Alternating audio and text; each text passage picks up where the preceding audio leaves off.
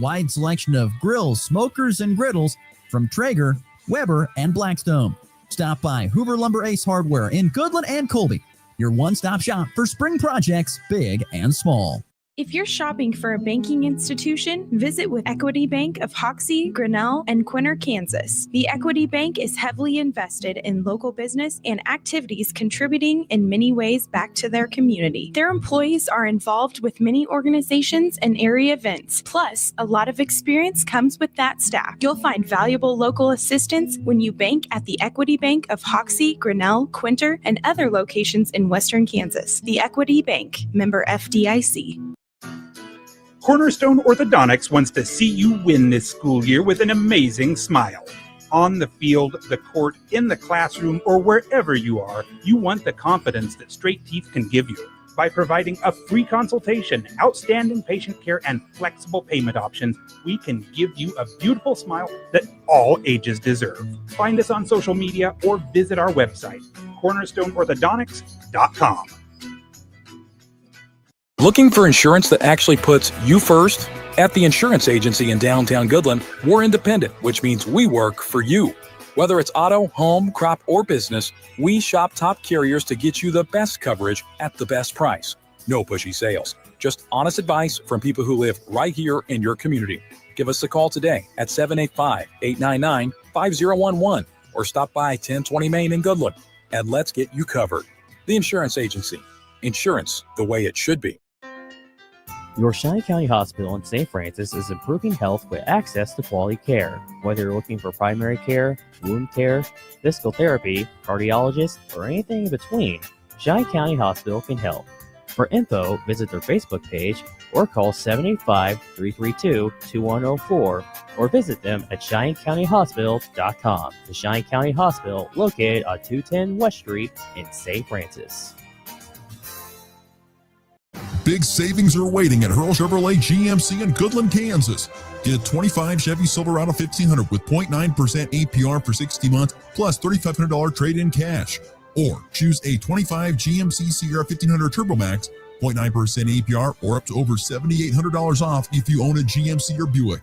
And don't forget, military members get an extra $750 cash allowance. It's happening now at Hurl Chevrolet GMC in Goodland, Kansas. Online at hurlchev.com.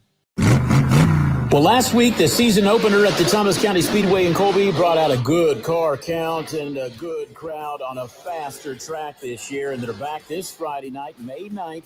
The weekly IMCA classes run in the sports compacts, hobby stock, sport mods, stock cars, modifieds. Hey, thank you, race fans, and thank you, drivers. Thank you to the sponsors. It's racing this Friday night, second night of the year at the Thomas County Speedway, 8 p.m. Central Time. You ready? Ready? 1, 2, 3, 4! It's the Morning Blitz with Ross Volkmer. The amount of money getting thrown around to quarterbacks who haven't done diddly squat is amazing to me. The region's only local sports talk. Listen to this guy. He knows what he's talking about. Broadcasting on Goodland's Rocket 102.5, simulcasting on Goodland's 730 Gold KLOE. Guys everywhere. Discussing it all from the preps. It's been a long, long time. But the Goodland Cowboys are going to play for a state title. To the pros. How about a walk-off grand slam? Touch of all time, Ryan McMahon. The Blitz is presented by Pearl Chevrolet GMC, Hoover Lumber Ace Hardware, and F&B Bank, as well as the Insurance Agency, Farmer State Bank in Oakley, the Cowboy Corner Express, and Equity Bank of Hoxie, Quinter, and Grinnell. Let's go to work. 2-2. Patterson strikes out swinging, and Kansas completes the sweep against Missouri in 2025. Around behind for Martinook. That one goes back to the point to Slavin. And they score! Jacob Slavin through a screen. Carolina wins game 1 in overtime. In the air, center field. And it will drop. So it'll be a long walk-off RBI single for Bobby Witt Jr. Misses Halliburton the rebound. Seconds. They do have a timeout. Carlisle's going to let him play. Halliburton steps back and hits. Tyrese Halliburton trying to take Cleveland's heart. And it is over. The Indiana Pacers in a Game 2 stunner. Good Wednesday morning, everybody. It is the Morning Blitz, broadcasting on Goodland's Rock at 1025, NWKSradio.net. Also, of course, video streaming on the Hurl Chevrolet GMC video stream on X, Facebook, and YouTube. Thank you so much for tuning in on this gloomy and cloudy Wednesday morning. A little bit of light rain, at least right now, outside the KKCI studios here in Goodland. Not much precipitation really around the region. I was kind of looking at the rainfall reports and seeing anywhere from maybe 10 points up to a half inch, a little over half an inch over where listener Rob down in Weston lives. But that is about all that we had. It looks like to this little rain shower. Like they said, you know, when they were kind of predicting this weather deal, they said anywhere from 0.20 to 20 points to maybe over an inch is what you're looking at. Definitely some heavier stuff to the south. That has pretty much panned out to be true. It is kind of all over the board. Not very much when you get to about I-70 and north, but to the south, certainly plenty of wetter weather. Hopefully, it'd be nice if it would rain a little bit more here this morning. Looks like it could, but I do not believe that it will. I think this rain is supposed to kind of clear out of here by today, and by later this morning. We'll see temperatures, not a warm day today, but to 64 expected high here in the tri-state region. And on our way to what will be 69 on Thursday.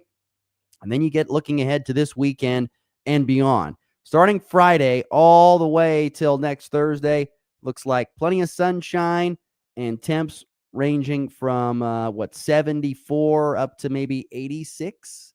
What looks to be the temperatures for the upcoming week. So should be some beautiful weather on the horizon for us.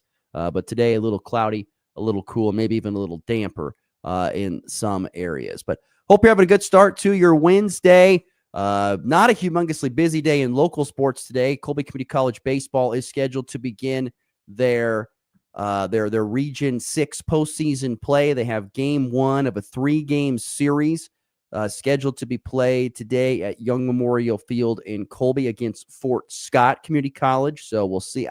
I'm guessing they didn't get a ton of rain over there. I don't know for sure. I would guess they didn't get a lot of rain, and so I would expect to see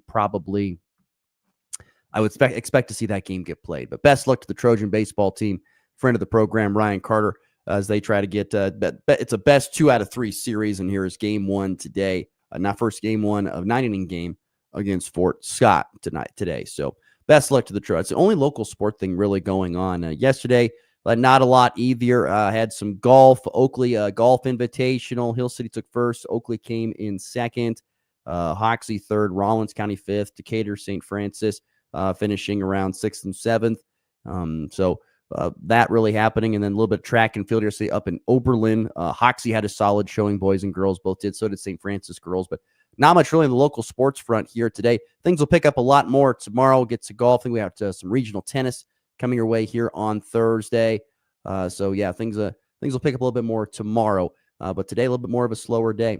Was not slow last night, though, was it, in the NBA playoffs? My goodness, another buzzer beater to an extent in the NBA Finals as the Pacers come back in the final seconds to beat the top-seeded Cavaliers in the East, 120-119. Tyrese Halliburton last night with another big-time shot. I mean, this guy is becoming the most clutch player in the NBA right now? I'm starting to kind of wonder if he is. I mean, anytime that the Pacers seem to have a big win and it happens in the late seconds, they're going to Halliburton and he is delivering. I mean, he is being really, really good. I don't know. And listener Larry, I'm sure, is listening. 785-899-2222. That's the number to be part of the Morning Blitz here on this Wednesday. But I'm curious if Larry wants to chime in. Is Tyrese Halliburton becoming the best closer in the NBA right now? Really feels like he is. This guy, when there's big shots to be made, he makes them. Had that big-time layup to seal the win over the Bucks in the last series, and now has a couple of big-time shots, particularly this last one here. Missed free throw by Cleveland, gets the offensive board, pulls the trigger on a 3 from the top of the key, boom, and all of a sudden, no time left, the Pacers end up getting the win 120-119 over the Cavs and take a 2-0 series lead. But Tyrese Halliburton, my goodness, that guy is becoming clutch absolutely clutch. And the old man Warriors, they take down the T-Wolves last night, 99-88. Maybe there is something about this Golden State team. There were some predictions early on by Draymond Green that the Warriors might win it all this year.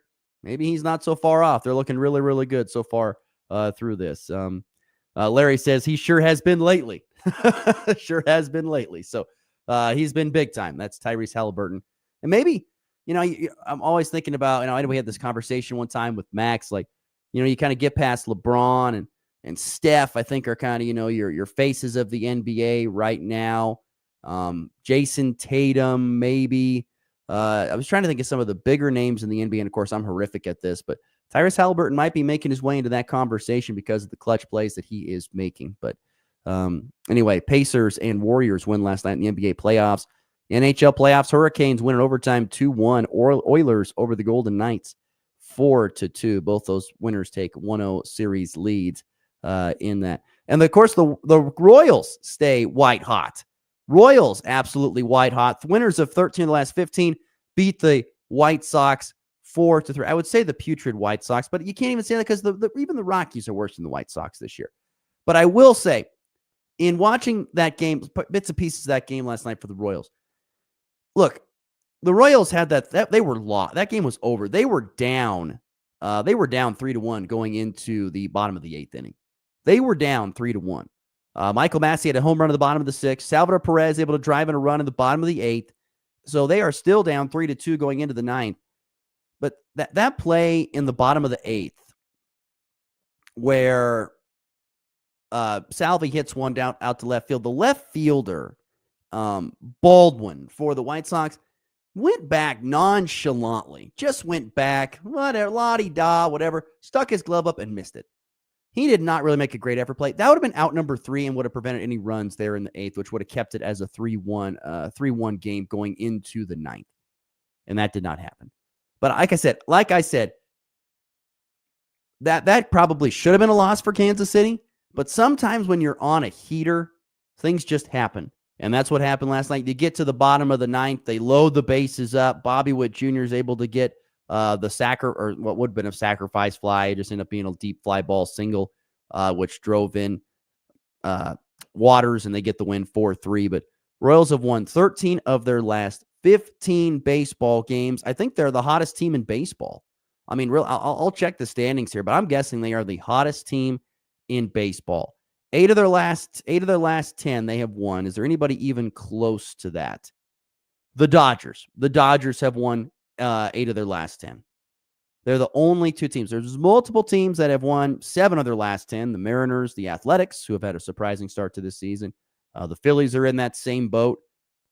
But also the Tigers, who continue to lead the AL Central. But that's the thing about the Royals, is that they've got on this winning streak, yet they're still 2 games back in their own division because they dug themselves an early enough hole, and it's getting hard to dig out of when the Tigers are continuing to win. But when I said 13 of their last 15 and 8 of their last 10, they are the hottest team in baseball right now. Absolutely playing unbelievable. And boy, Bobby Witt Jr., that guy is clutch. When they need a big hit, he steps up and he delivers. Really, really big win last night for the Royals, 4-2. Today's program, we're going to visit with Rusty Groffel, our good friend from Fort Hays State University, the Tiger basketball team, and his assistant coach for the Tiger basketball team going to join us. Our good friend going to talk about the end of the season for the Tigers there at Fort Hays State, talk about the summer camp schedule and how recruiting will go. So look forward to visiting with Rusty Groffel, joining us here coming up in about 10 to 15 minutes here on the program. We will get to some other things at the back end of the show. Some more thoughts on Colby Community College baseball today. And Lance Leipold making a few coaching staff changes. Nothing big, some promotions. I don't know if it really meets for much. And then some sad news in the walk-off, something we will not see here in 2025. So we will get to that coming up here in the walk-off. But I wanted to actually get to today for our first segment to discuss. And if you want to chime in, you're welcome to on the FNB Bank text line, 785-899-2222, number part of the Morning Blitz each and every day. Or, of course, chime in on the Hurl Chevrolet GMC video stream on Facebook, X, or YouTube. We can see the comments there if you want to chime in. But the question I had, and I kind of got piqued by this yesterday, seeing something, but They were talking about the rookie quarterbacks in this NFL draft. And, as we all know, the quarterback position in football and honestly in sports, is probably the most important position in all of sports. If you don't have a quarterback, your team usually is going to not have any success. Now, in other sports, if you don't have a great pitcher, you can still find a way to have some success with some average guys. If you don't have, whatever in basketball, you don't, it's the single most important position in sports. I think most people would say that is the truth when it comes to quarterback play. And so of the quarterbacks taken in the 2025 draft, which I believe, if I remember correctly, I'm going to double check this, which if I believe this to be correct, there were about 1, 2, 3, 4, 5, 6, 7, 8, 9, about 13, 14 quarterbacks taken in the draft. Everybody from Cam Ward, who got pick number 1, all the way down to the 7th round and final quarterback selected, and Quinn Ewers for the Dolphins. The question I have this morning is, which rookie quarterback could we be sitting here in a decade, in 5 years, and be talking about them as being like the guys we talk about now? Not saying Patrick Mahomes per se. Let's throw a different name out there. Trying to think of someone that's just a good quarterback. Justin Herbert.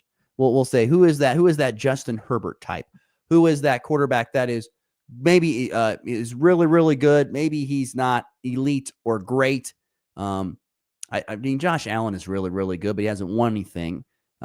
Just trying to think that there's not many. I mean, you've got Mahomes and Allen, Burrow.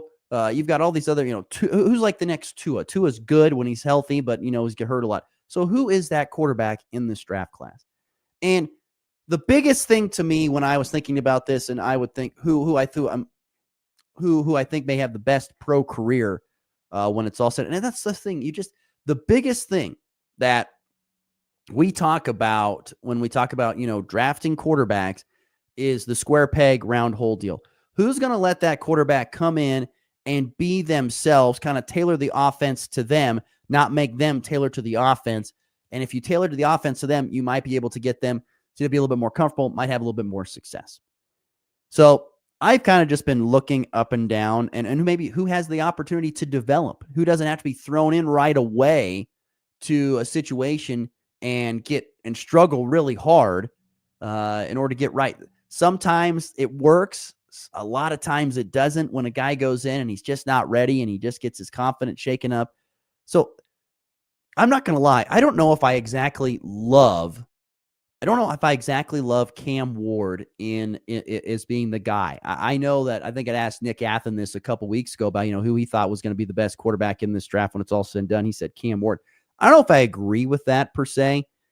I just feel like there's going to be a lot of pressure on him to go out there and play and to have a bunch of success or try and be successful there. And I don't know how well his confidence is going to be able to handle maybe not having a whole lot of success. We'll see. There's a lot more guys on this list from the guys that were picked that I would say I don't really have a lot of confidence in them being guys we're going to talk about here in about 5 to 10 years. There's not a lot of guys. Like I don't feel great about guys like Graham Mertz. No offense. I know he's a Kansas kid originally. I don't know if I feel great. I don't feel great about Dylan Gabriel. I don't feel good about Tyler Shugg. I do not feel good about him. So, like I said, I don't have a great feel for who I think could have the best. And there's a lot of guys I just have no idea if they're even going to get a shot, like Curtis Rourke of Indiana. I just don't know. Riley Leonard, same thing with him. Kyle McCord at Syracuse. I don't think we're going to see him because some guys like Jalen Hurts, for example, is going to be there for a while. You also have to find, who may have a chance here in a coming year. Like Cam Miller might have a chance. Quinn Ewers might have a chance. Dylan Gabriel and Shedeur Sanders might have a chances to get that. But yeah, I don't know. Part of me wants to say that I think like Shedeur Sanders could because he has the right, he's gotten kind of all the great coaching. He's gotten mentored from Tom Brady. He does throw a great ball. He's probably the best passer of the football in this entire draft. So part of me wants to sit here and say I think we could be talking about Shedeur at some point in time, but also, of course, there's the the stuff that surrounds it. Is he going to go to work, or is he just going to be a showman all the time? I don't know. I don't know. He is definitely in the category. I think there's probably 3 guys that really intrigue me out of this group that I think we could be still talking about here in 5 to 10 years. Could be. Not saying that we will, but could be. I think Shedeur Sanders is probably one of them because, once again, I just think he does have, when you watch the tape, he does throw a great ball. And in the league, they protect quarterbacks. And if you have any brain in your skull, which the Browns, we question that a lot, they would go out and they would find a way to bring in some pieces on the offensive line and help protect their quarterback. We'll see. And the other thing is, he doesn't have to play right away. They've got Kenny Pickett. They have Joe Flacco. He could sit and watch for a year or so. Maybe if they have a horrible year, he gets in late for a game this year. I don't know. We'll see. But I could see him, while we could be talking about him possibly in years to come. I really do. I do think we could see he's one of the 3 guys to do. Another guy I think that we could be talking about a lot is Will Howard. Will Howard to me doesn't, considering where he was, I'll never forget what people were saying about him. I think after one of his first career starts on his first road career start down in Oklahoma City and Stillwater, where Kansas State just got demolished and he played bad. And I don't know if he even got to start. Might have become a relief or come in relief of a quarterback getting injured. But I mean, how bad he looked in that game to what he was doing. And don't get me wrong, he led Kansas State to a Big 12 title. Very, very successful. Went on to Ohio State, won a national championship with a whole bunch of talent around him. But here's the thing about Will Howard. He's going to a place where they're still going to believe in running the football. He's only going to be, it's going to be play action passing and things of that sort. He's a tough guy. There's stories of him, as soon as he got drafted, and he's like, I want that playbook in my hands by tomorrow or the next day. And they're like, well, we're going to give you the weekend. No, I want it now. Those type of dry, he's at home playing in front of his home state. He's a Pennsylvania kid playing in Pittsburgh. I could see all that. I could see that working out. I know it's a great story, has all the warm and fuzzies in it, but I could see that being a really good story. I'd like to see Will Howard have success, and I think he's in a situation where he could succeed. He could. Not saying he will, but he could succeed there. But the one quarterback to me that I think, and I think Jackson Dart is in this, but God, I just don't know what the Giants. They have screwed up so much over the course of time. So I don't know if I really feel great about that. But the one quarterback, for whatever reason, and I don't know why, this is just my gut that tells me this. The one quarterback that I feel like that I think could have a pretty darn good pro career, particularly if they kind of just let him be him, is Jalen Milroe, the Alabama quarterback who is now at Seattle with the Seahawks. Look, they got Sam Darnold there. Darnold could play a couple of years. Milroe, to me, could be the next Jalen Hurts. Even though Jalen went to Alabama too, though he went to Oklahoma as well. But I feel like Jalen Milroe could be that. He throws the ball decently well. He's highly athletic. I know Alabama quarterbacks have not had much success really at all in the NFL because usually, they're used to playing with the best. They go to the NFL, they're drafted by poor teams and they struggle. But the Seahawks are not just a horrible, horrible team. They're kind of a middle of the pack team, I think. And like I said, if they can give him time to develop a little bit, not force him in, which they don't have to with Sam Darnold, and if they kind of let him do what he does, let him be a little bit more of a running style quarterback, kind of like what Jalen Hurts is. To me, he's like a younger version of Jalen Hurts. If they can go out there and they can kind of let him figure it out, I feel like he might be able to get it done. Now, once again, inconsistency is a big issue for him. 39 touchdowns to 17 picks in his 2 seasons at Alabama where he started. Not great. But, he can run. If they let him run the ball, it might be able for him to be able to get his arm and his run game going, his passing game going a little bit more. I don't know. There's something about Jalen Milroe to me, and I don't know what it is or why I feel this way. I just feel like he is the quarterback that we could be talking about in years to come, in 5 to 10 years in the NFL. I think he's maybe the one of maybe 2 or 3 guys that I feel like we could be talking about in the coming years from this draft class. And it's not a great draft class of quarterbacks. It's not a great one. Not a great one. Next year, hopefully probably a better one more than likely, but not a great one this year. So I don't know. We will see. But I feel like Will Howard, Jalen Milroe, Shadur Sanders are kind of in the best spots to an extent because there's not a lot of pressure to be out there and start right away at any of those three spots, which is huge. I know Will Howard a little bit more pressure than some, but I don't know. I don't think you want to do that, especially if they get Aaron Rodgers. Who knows? Maybe he's thrown into the fire right away. I have no idea. But the offensive system that they run, I think, would help him.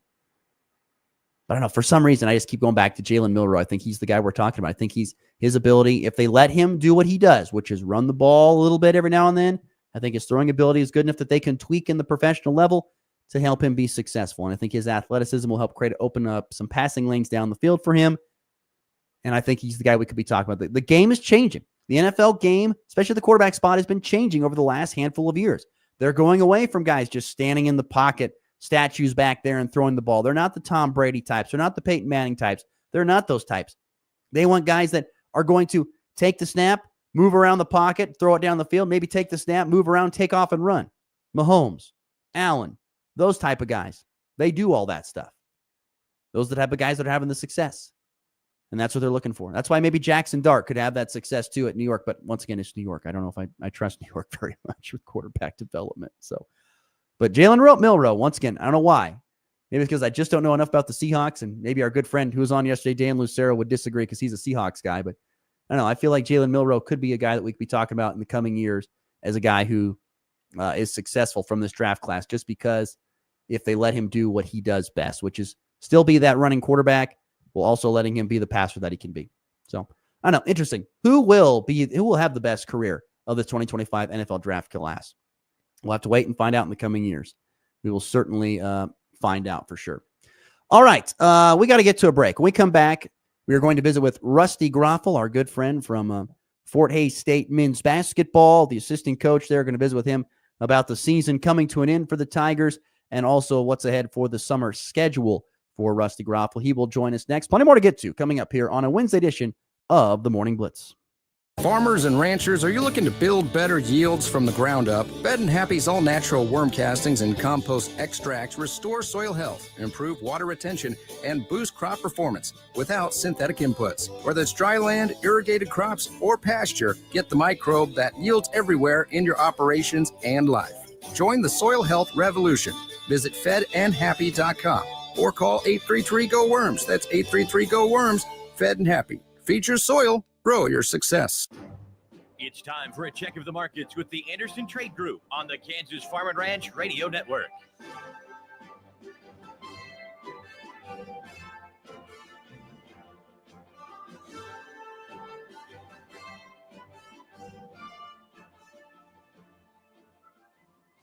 Good morning. This is Kate Thompson with the Anderson Trade Group. Today is Wednesday, May 7th. On the overnights last night, July corn higher 4.5 at 460. September up 3.5, 433 3/4. December up 3.5 at 444 3/4. March corn up 3 1/4 at 458 1/4.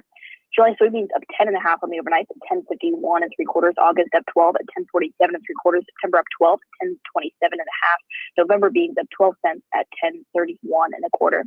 July Chicago wheat up 1 3/4 on the overnight at 537 3/4. September up 1.5, 551 1/2. December soft wheat up 2 cents at 574 1/4.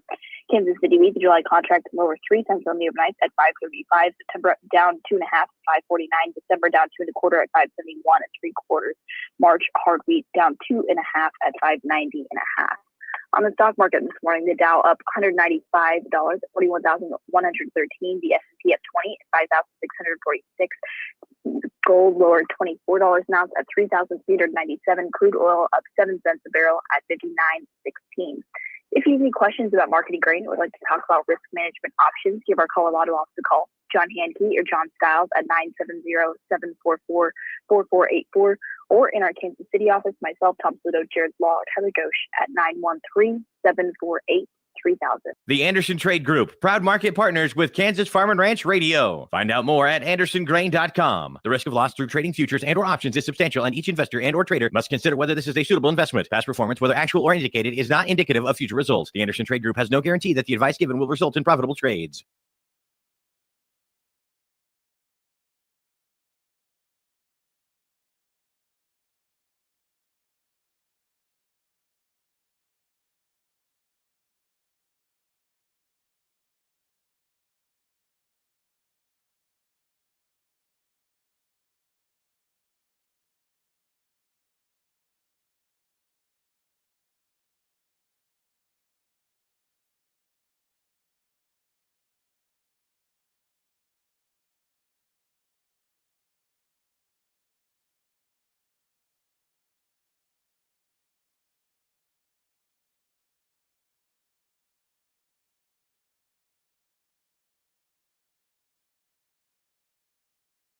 easy to see why Revitec fungicide is the #1 recommended fungicide by soybean farmers. Visit Revitec.com and talk to your BASF retailer today.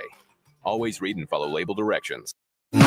Breaking down the plays, the players, and the passion. Who's got it better than us? Nobody! This is the Morning Blitz.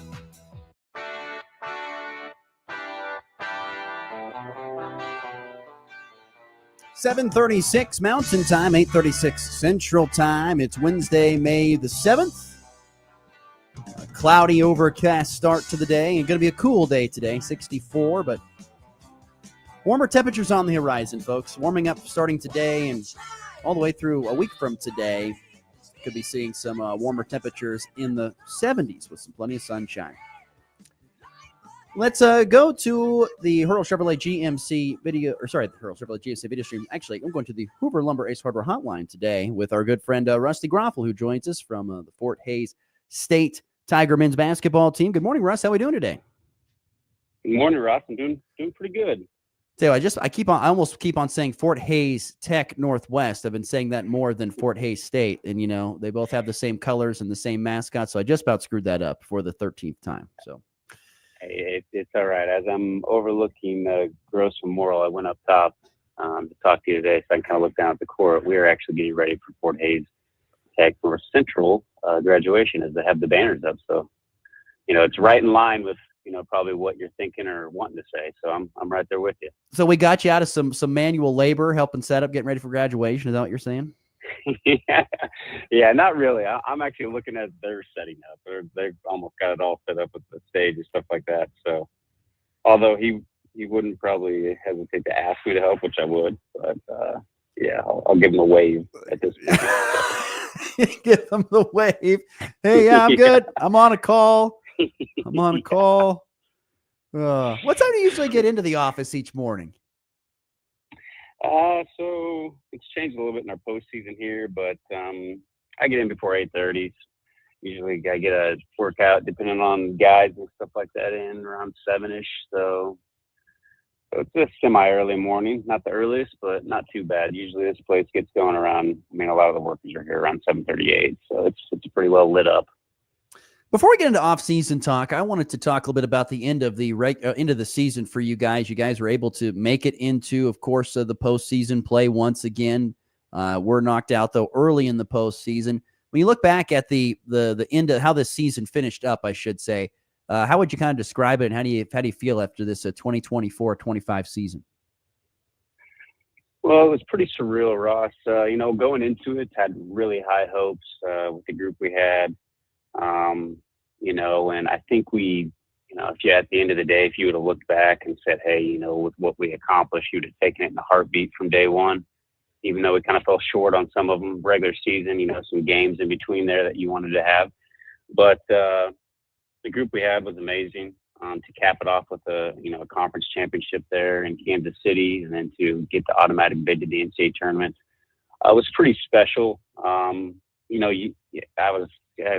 You try to live those moments, and I've told myself, and I've only been really a part of one of those games where it's, you clinch to go to an NCAA tournament on top of winning a championship, and you kind of get lost in those moments. So I look back and just, it was exciting. It was an awesome, just, to be a part of it. And anybody can vouch for that, any type of championship, just living in those moments, so very happy with how it ended. We obviously want to keep playing. When you look at the NCAA tournament, MSU Moorhead is who we started off with there. Played probably 75% of that game was ours. We were leading the whole game until later in the second half, and they just had a better second half and played better than us, to beat us. So, but accomplished a lot with this group. We'll be losing a lot looking ahead, but I think, to cap it off with everything that happened, it was a really good season. Rusty Groffel is our guest here, Fort Hays State men's basketball assistant, good friend of the program. That MIAA championship, that is something that you got to take real pride in. The MIAA has changed a lot, even in the last 10 to 15 years. Additions of teams, getting bigger. So to win an MIAA championship, that is a real feather in the cap. It's like winning a an SEC, a Big 10 or a Big 12 championship, but at the Division II level. Yeah, I agree. It's special. This conference is, one of the top in the country for a reason, in a lot of sports, to be honest with you. But that was a first for me, just winning a conference championship. Been a part of some teams that won some regular seasons, which is very special. But to win one of those, it's just different. It's the best way to put it. On top of how the MIAA treats, the teams in this conference, and they really put you on a different pedestal as far as going to that conference tournament down in Municipal, how they do the event and how they appreciate every team that's there, and make you feel pretty special. Makes it feel like you're really at a big time, and we are when I say that. But Division I, when you compare it to the conference tournaments and the NCAA tournaments, it has that feel, which is awesome. So to be able to win 3 games there, on top of just every team playing their best basketball at that point, it's pretty special, and especially like I keep referring to the guys we had, the seniors, and what they had accomplished. Caleb and Trey, especially being here 5-6 years and being able to top that off and make an NCAA tournament after that for 2 years in a row, at least for them, is really special. And it was fun. If you get it, it's an instant classic as far as our last game with Central Oklahoma. It was down to the last possession. So you're just watching and reliving it, through film and stuff like that. So really special. Really happy I was a part of it, and happy for our guys. Rusty Groffel, our guest here, Fort Hays State men's basketball assistant. You keep talking about, a couple of seniors. This was not a very senior-heavy team, which means you have a lot of guys probably coming back for next year. Am I wrong? No, you're exactly right.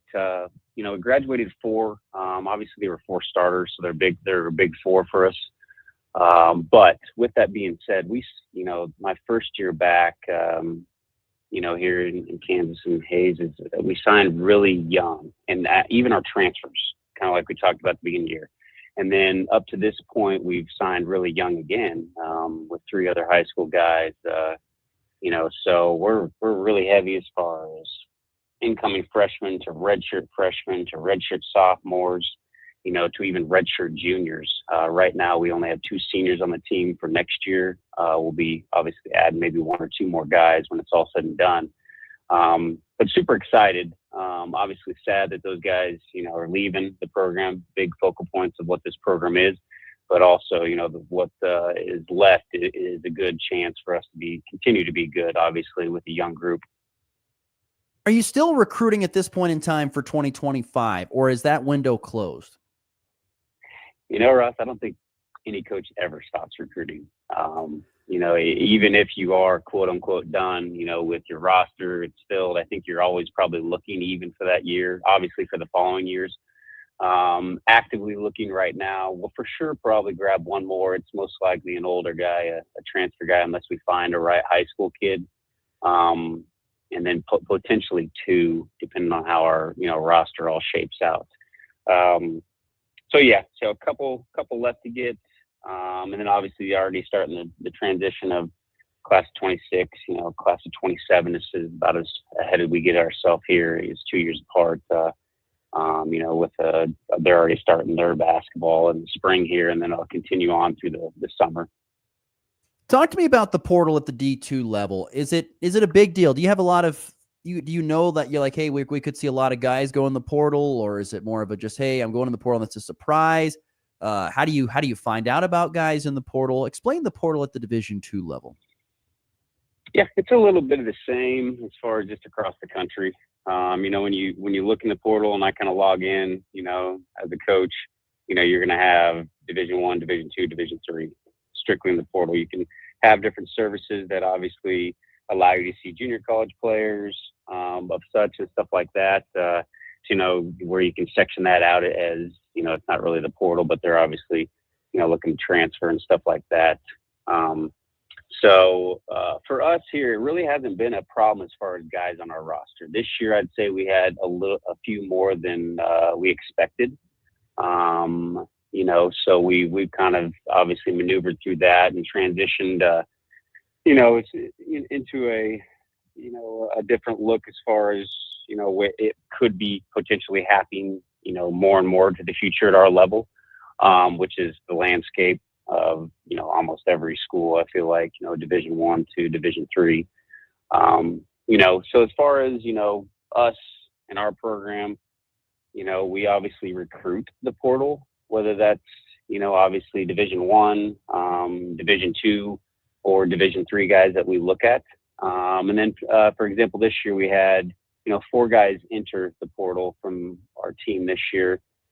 And, we actually retained one. He withdrew his name as of recently. So technically 3 guys that will lose to the portal, and they'll move on to a different school, hopefully here. But it's just, it's a completely different transition. It's, to answer, I think I'm answering all of your questions, but to even how we find out, really, we find out through the young man, obviously in exit meetings, or, obviously they come and tell us. They do have the option of not telling us and going straight to compliance. And then, we find out a different way. It's unique in the fact that if I log in, my NCAA log into the portal, I can't see my own guys in the portal, which is maybe some people in the outside world would be like, well, why wouldn't you be able to do that? So unless I know, then I have to go around about, which you usually do know as a coach, obviously, but you'd have to go, find another way to find out if they're in the portal, if they just went, above and beyond and went to compliance, which they can do, and go ahead and enter themselves into the portal. So a little bit different processes with every level, probably, when it comes to that. But I'd say there's a lot of surprises for a lot of programs. We haven't had a ton, which is great. Our guys like to stay here. They like to, they usually make it a home, whether they are a junior college, high school, obviously a 4-year guy that's been here for a while, and then we try to bring the right guys in on top of that. As of right now, we have signed, I'm just trying to go off through my head. We have signed 2 guys out of the portal.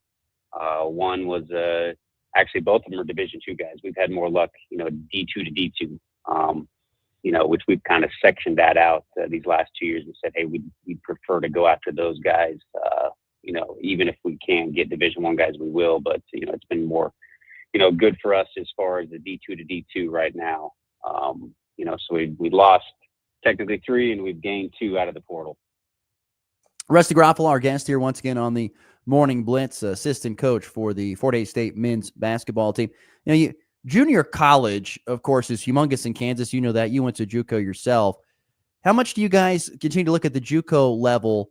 Looking at the roster from last year, a lot of high school guys. There's a few JUCO guys, but a lot of high school guys, a lot of guys that came in through the portal. So how much do you check the JUCO level as much? Quite a bit, actually.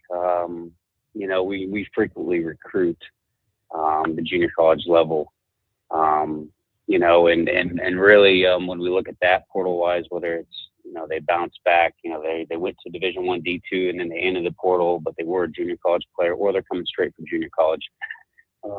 Excuse me. So, there's a verbal commits deal that is nationwide that we subscribe to as well, that kind of sections those guys even out with the other divisional players. So we heavily and actively recruited. This year, we've looked at quite a few. We actually haven't signed a true junior college young man up to this point, but we obviously have junior college guys still on the roster right now from the previous year. So, it's interesting just because depending on how you do it program-wise, there's other programs in our conference here that go strictly for JUCO or only, transfers. And that's how they want to fill their roster and fill their team. We do a little bit of, I don't even want to say half and half. It's probably like 60-40 where we're trying to grab the right high school guys and even maybe some younger portal guys, whether they're, redshirt freshmen coming in as sophomores, to hopefully, grab them so they're here for, 3 years, 4 years if we're lucky, to where it's been good to us. And like I said, and that's just been 2 years in the early part of, still some of this portal stuff. So with that changing, I feel like every year the portal, and then you got the NIL stuff. And there's a lot going on that's really hitting probably more home with the Division II side of least basketball. especially these last 2 years, I would say, and moving forward, it's going to continue to change. As far as more guys, getting recruited, moving up, moving, lateral maybe to another school, to whereas it probably wasn't like that 2 years ago. It was fresh, maybe a couple guys, but it was more Division I, and it's slowly, obviously, trickling down from football to basketball. Excuse me, when it comes to Division I to D2 and stuff like that. Okay, a couple more quick ones for you here, as best as you can, Russ.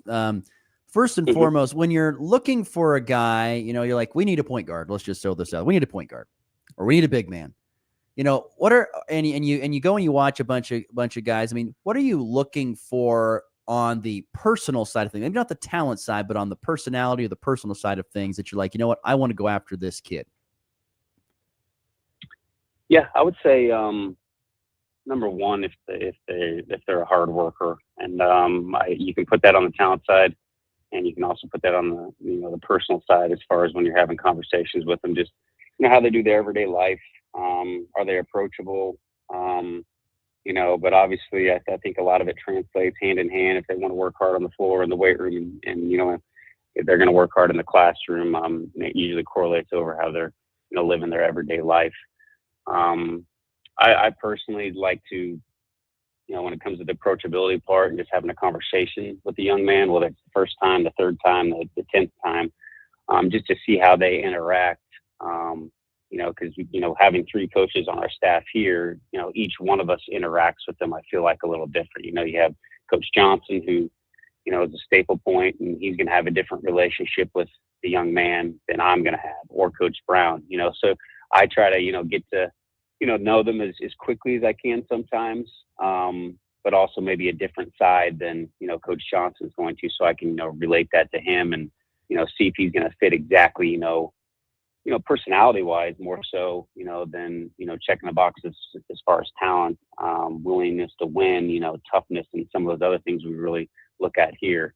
So it's interesting, but obviously those pieces, I think have stayed the same for me through, 16, 17 years of coaching, as far as when I'm looking for a young man, as far as approachability and kind of, just being normal as you can with them, and not being a salesman when you talk to them. That's the biggest thing I try to do. Understandable. Final one for you here. How much has NIL impacted Division II basketball, if at all? It has. It's changing as we speak. This year is probably the biggest one as far as our conference. Really hasn't affected us much at Fort Hays State. Moving forward, I foresee us obviously utilizing it more, depending on when that's going to be, whether it's next year, the following year, or the year after. But just for example, 2 of the better players in the conference, one was a junior, while the other one was I believe like a sophomore, I think. But the player of the year bounced out from Pitt State, got a payday, went to Chattanooga. So he's making probably over 100K, I'd have to guess. And then the Washburn player left, went to Murray State. So there's some other players even in between. Those are kind of one of the top ones off the top of my head, to where I believe, and this goes to, Northwest Missouri State, Ben, what he did at Drake, now he's at Iowa, and not just him, but I'm using him as a focal point as far as, he took 4 of his guys from there, won a Missouri Valley Championship. Obviously now it's nationwide. Now he has a high major job at Iowa. He's taken one of those best players with him, so I think other, guys are finally realizing, especially Division I wise, hey, why would we not go grab D2 guys if we can? It's really good basketball, whether it's MIAA, another conference, whatever that case may be, to where it's really probably affecting us a little bit more. And I foresee that, affecting us, in the future as well, which is good. I mean, it's a good thing because it's a landscape. It's also kind of tough because we got to navigate our ways and change some things, whether it's, us, being able to offer more NIL, to be able to, maintain what we're trying to do here, or, we just keep doing what we're doing. So, interesting for sure. Probably more football, MIAA, I would say, it's affected in the last couple of years than basketball, but we're obviously seeing quite a bit of it too. Will be fascinating to find out and see how it all shakes out coming down the road. He is Rusty Groffel, assistant basketball coach for the Fort Hays State men's basketball team. Russ, as always, thank you so much. Better let you get back to work, all right? So go down on the floor and help out a little bit, okay? Be productive today. All right, man. Yeah, they're looking at me. So I'm going to let them know I was in hand talking with, somebody from that area. So, you may get, I may just have to pass your number. That's fine. You share my information. Look at the banners, put some chairs up. Yeah. There will be a blank stare coming back at you. Who? Yeah, I do that well too. So I'm going to follow suit with you on that one. Thanks, Russ. Appreciate it. Have a good day. All right, you too, Russ. Once again, that's Rusty Groffel, assistant men's basketball coach there for Fort Hays State. It's an interesting time of basketball, and it's affecting all levels, and I'm very intrigued to see how it impacts the D2 level. Like I said, I'm always interested to see, the jump, like you said, the jump up guys who are really good Division II, making their way up to the Division I level. And we'll see how it all shakes out for them. All right, we'll take a quick break, come back, and wrap up the show. Here on a Wednesday, you're listening to the Morning Blitz. Convenience just got an upgrade. Farmers State Bank of Oakley is excited to announce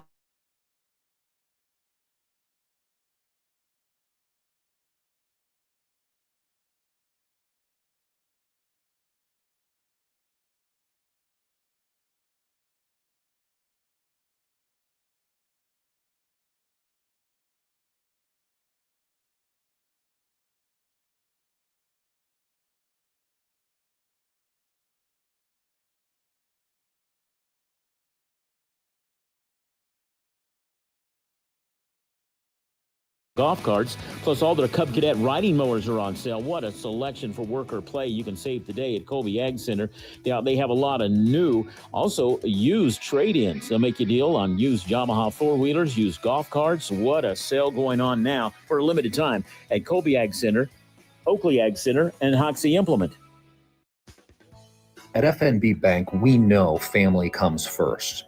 Whether you're opening a savings account for your kids, buying a new home, or planning for the future, we're here to help every step of the way. With personalized service and flexible options, we make banking easy for your growing family. FNB Bank, serving families, strengthening communities. Member FDIC, Equal Housing Lender. Looking for insurance that actually puts you first? At the insurance agency in downtown Goodland, we're independent, which means we work for you. Whether it's auto, home, crop, or business, we shop top carriers to get you the best coverage at the best price. No pushy sales, just honest advice from people who live right here in your community. Give us a call today at 785-899-5011 or stop by 1020 Main in Goodland, and let's get you covered. The insurance agency. Insurance the way it should be.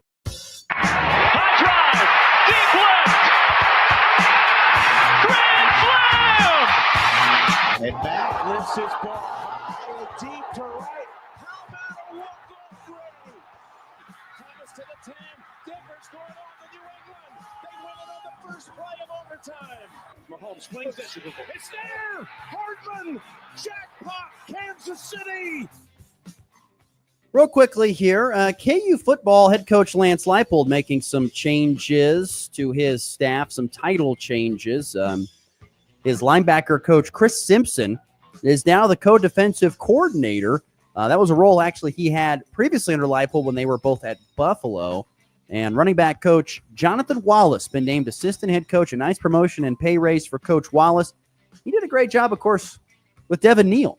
And so he definitely deserved that. And those guys, Coach Leipold believes that those guys are key pieces, and he wants to keep them around. So you give him a little extra title, and you get to raise that money towards them as well. Both coaches, by the way, under contract through 2025. Royals back in action again tonight. Michael Waka on the mound looking for a Game 3 victory over the White Sox, 6:40 Central Time, pregame at 6 Central on AM 790 KXXX. Rockies could not get their series opening game against Detroit in. Weather was impacting that. They'll play Game 1 tonight at 6:40 Mountain on KLOE, pregame at 6 Mountain. Two teams will then play a doubleheader on Thursday to get that series in. And, of course, don't forget Colby Community College baseball in action today. First round of the Region 6 tournament. They have Game 1 of 9-inning game against Fort Scott at Young Memorial Field, scheduled for a 3 o'clock Central Time first pitch. Good luck to Coach Carter and the Trojans today. And late tonight, 7:30 Mountain Time tip-off, I believe. It is Western Conference second-round game between the Nuggets and the Thunder. Can the Nuggets find a way to go up 2-0? Right now, you look at it. The Pacers are up 2-0 on the Cavs, who are the top seed in the East. Sorry, maybe one of the top seeds in the East. And then you've got, of course, over on the other side, you got Denver up 1 game on Oklahoma City. Can they go up 2-0? We will see. Should be interesting. There you go. That's the show today. Also, sadness in horse racing. Sovereignty said they will not run in the Preakness. So the horse who won the Derby will not run in the Preakness, so we will not have a Triple Crown winner this year. That is sad. That'll do it for our show today. Thanks to Rusty Groffel. Thanks to you for joining. We'll see you tomorrow on the Blitz. This is where classic rock legends take